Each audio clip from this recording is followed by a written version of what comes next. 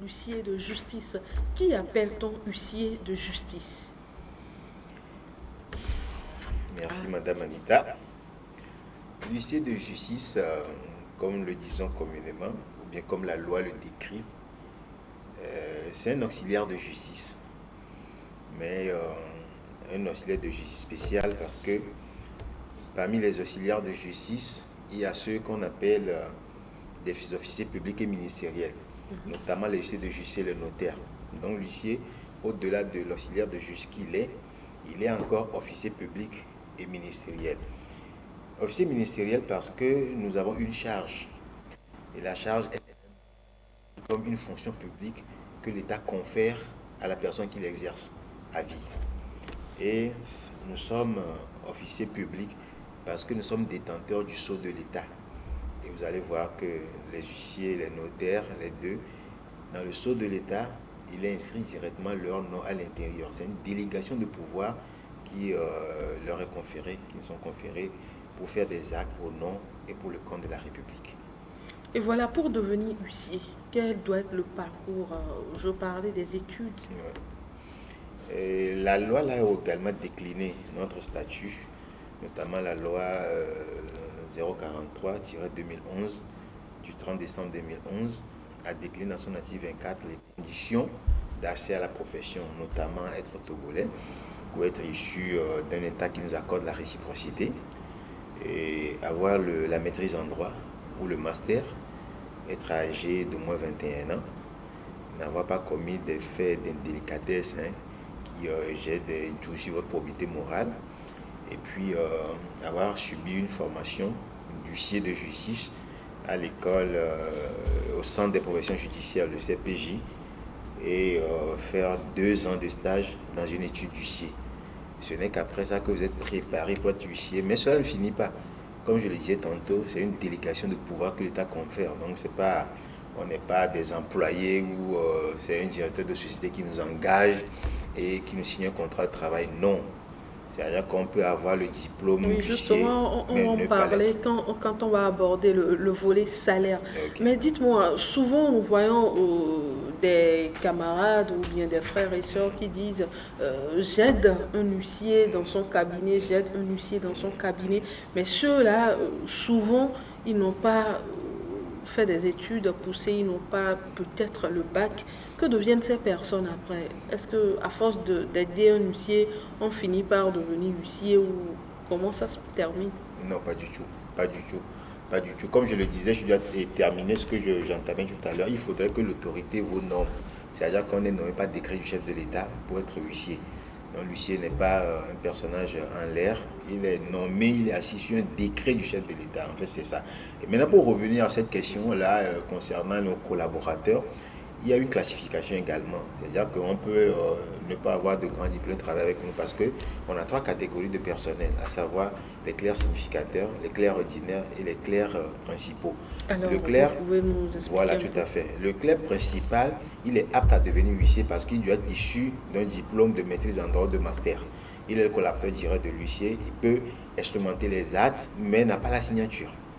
Le clerc ordinaire, c'est celui-là, qui fait les actes, il prépare aussi des actes à l'intérieur de l'étude, il peut avoir des tâches autres que ce que le clerc principal fait. Et le clerc significateur, c'est lui qui est chargé de signifier les actes, parce que la principale mission de l'huissier également, c'est la signification des actes. C'est-à-dire que quand quelqu'un veut attraire un autre devant les juridictions, parce qu'il y a un souci, il y a un contentieux, la personne va voir un huissier de justice et l'huissier fait un acte d'assignation pour attraire le justiciable devant les juridictions pour s'entendre dire s'il a raison ou pas. Et pour délaisser cet acte, c'est le clerc significateur qui s'en charge.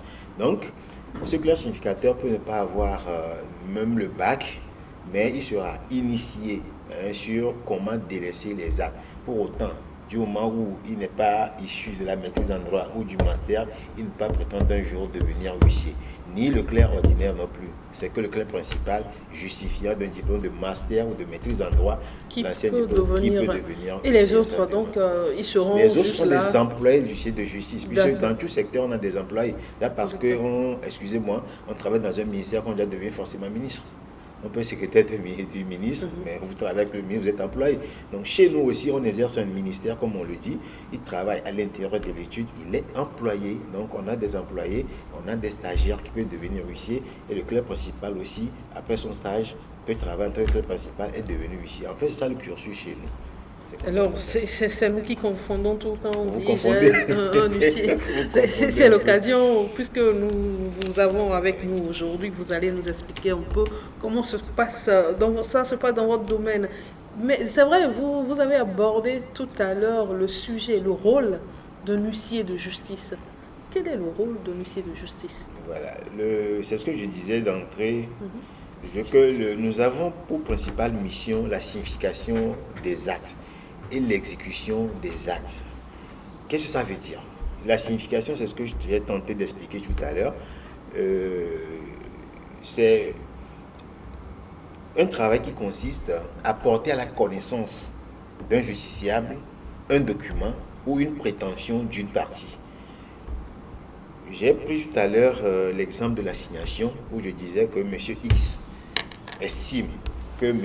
Y soit lui doit de l'argent ou qu'il a acheté un terrain et que M. Y est en train de construire sur le terrain, alors que le terrain lui appartient. Maintenant, s'il vient nous voir, par exemple, nous, on peut attirer M. X devant les juridictions pour le compte de M. Y, pour s'entendre dire que le terrain qu'il est en train de construire ou bien qu'il est en train de bâtir appartient plutôt à M. Y. Il appartient maintenant au juge, au su et au vu des actes que les deux présentent, déclarer la personne qui est le véritable propriétaire. Donc, la signification va consister à porter à la connaissance de l'autre, M. Y, par exemple, les prétentions de M. X. Maintenant, par rapport à ce qu'on appelle aussi la signification des jugements, quand le tribunal aura rendu une décision entre les deux parties, la partie la plus diligente, ou bien la partie qui a intérêt, apporte la décision auprès d'un huissier, et l'huissier porte la décision à la connaissance de l'autre partie. Cela a pour conséquence de faire couler. C'est vrai que je suis dans mon jargon, bon, peut-être que vous n'allez pas trop comprendre, mais c'est ça.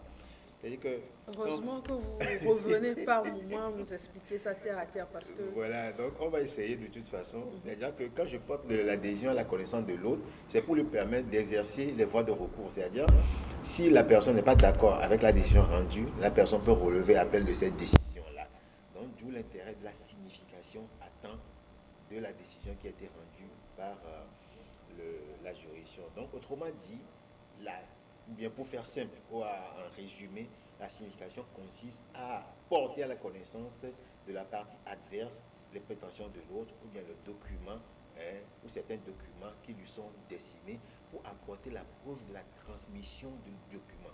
Parce qu'il se peut que j'envoie par la poste. La personne peut estimer n'avoir jamais reçu le dossier.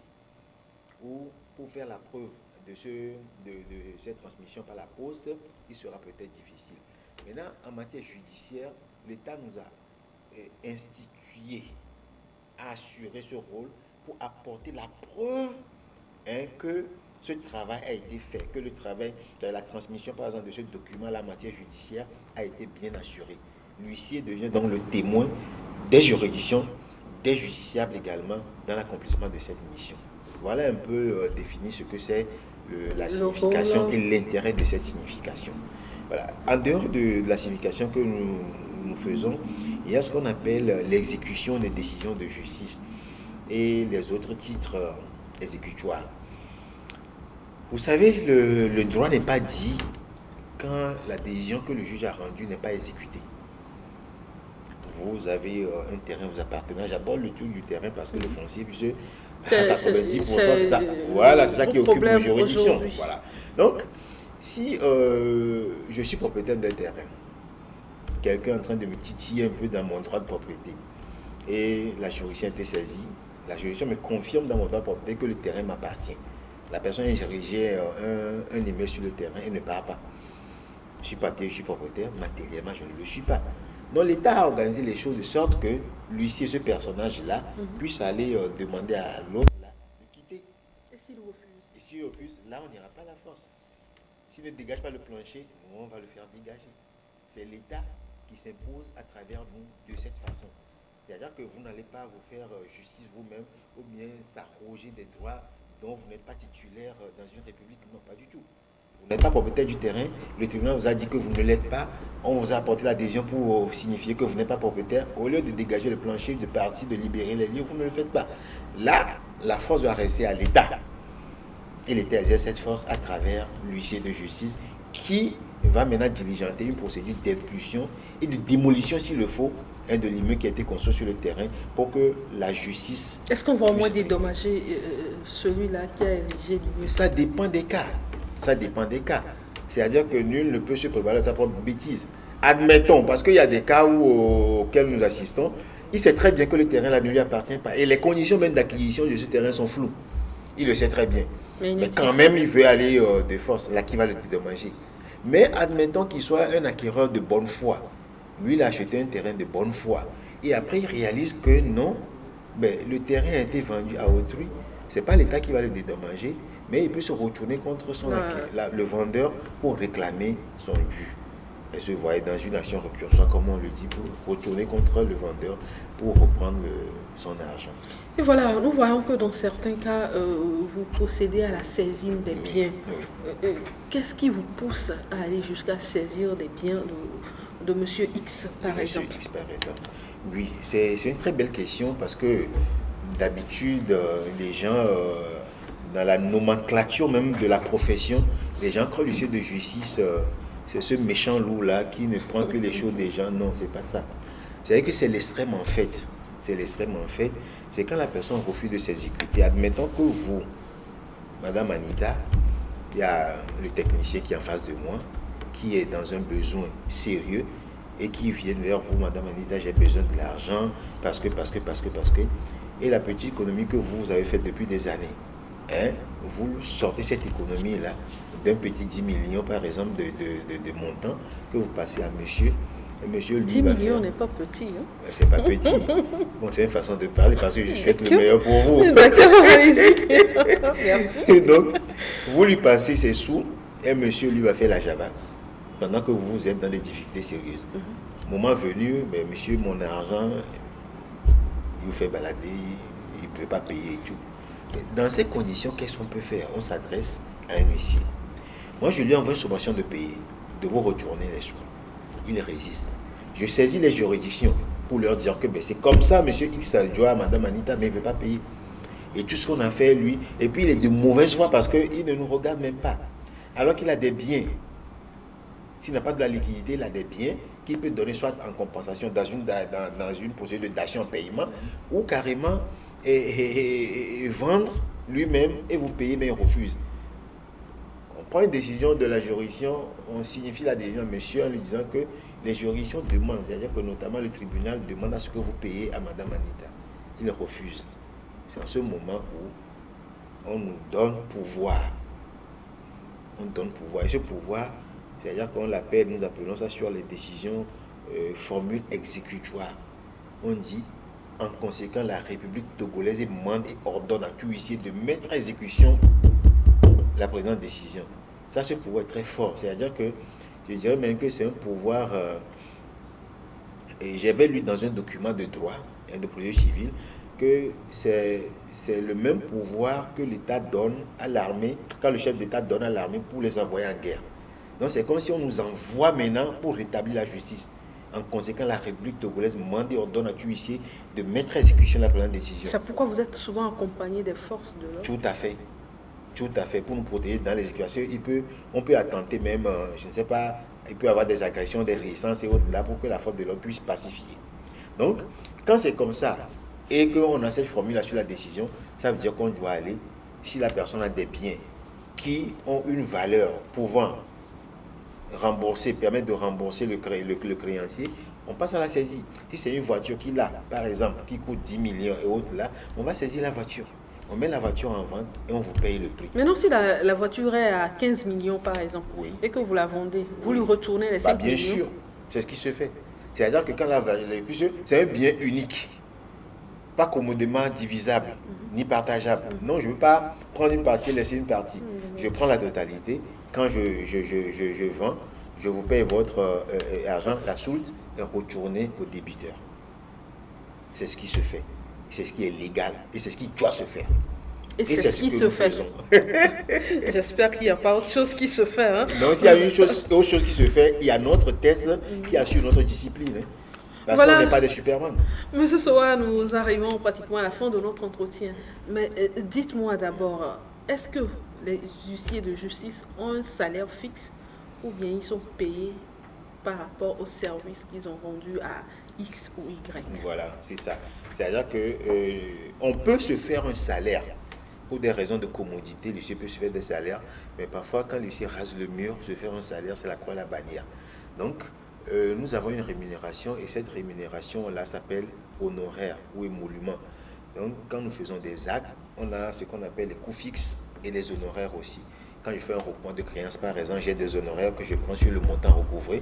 En même temps, les actes que je pose, sommation de payer, requête à faire d'injonction de payer, et signification de l'ordonnance d'injonction de payer, signification de l'ordonnance d'injonction exécutoire. Il y a des coûts qui sont relatifs à ces... Tout ça là pour une seule personne. Pour une C'est seule beaucoup, personne. hein. Et c'est pas beaucoup pour nous. Tant plus quand on voit le personnel que nous avons, tout ce qu'on diligente pour en arriver, les salaires à payer à la fin du mois, le loyer à payer, les charges et autres là, parfois c'est pas... Maintenant, c'est le rien, créancier mais- qui paie ou bien c'est la personne? Non, la loi qui- est claire là-dessus. C'est-à-dire que quand je n'ai pas un titre exécutoire, quand j'ai un titre sur lequel n'est pas ma... Qu'est-ce que j'ai dit tout à l'heure? La formule exécutoire. La République togolaise mandé ordonne.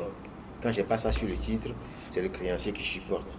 Mais quand c'est-à-dire qu'on est arrivé à un moment où le débiteur ne s'est pas exécuté et que cette formule est apposée, ça veut dire que c'est le débiteur qui supporte tout. Et c'est comme ça, nous sommes rémunérés. Et voilà, dans toutes sortes de travail au monde, il y a des difficultés. Oui. Quelles sont les difficultés auxquelles vous faites face Ah, à il y en votre a, niveau? il y a des difficultés énormes. Il y a des difficultés énormes. C'est-à-dire que d'abord, nous exerçons une profession qui n'est pas très comprise. Très comprise. Tout à l'heure, on se disait, et quand on va faire les saisies, on est accompagné de la force de l'ordre. Oui, l'État assure notre protection parce que, ouais, c'est quand même, on comprend, hein, on comprend. C'est-à-dire, vous êtes là dans votre salon, et puis moi, je viens, je dis, mais éteignez-moi la télé, débranchez le frigidaire, je fais ci, je prends tout, je pars. Et donnez la clé de votre voiture, c'est-à-dire que vous l'aurez fait dans certaines Alors conditions. donc, vous débarquez comme ça sans prévenir? Non, c'est-à-dire tout à l'heure, j'ai décliné toute la procédure que nous Mhm. faisons. Oui. Je vous avise jusqu'à...